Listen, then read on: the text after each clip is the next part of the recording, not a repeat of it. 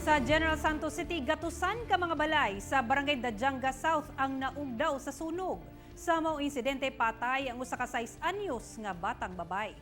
Kapin gatos ka mga balay ang nasunog sa Purok Islam, Barangay Dajanga South, General Santos City kagahapon sa kadlawon.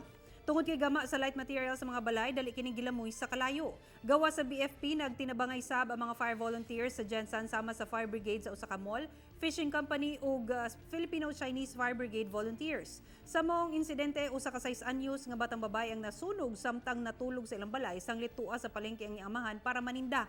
Gilang biktima nga si Baynur Putian. Kasamtangan nagtinir sa barangay hall ang mga nasunugan para ma-account sa barangay officials ug CSWDO.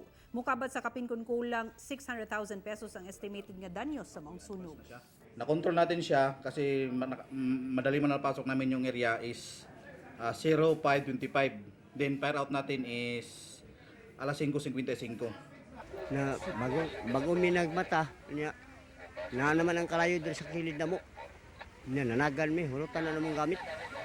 Sunog mga manok, pato, kwarta, sunog po.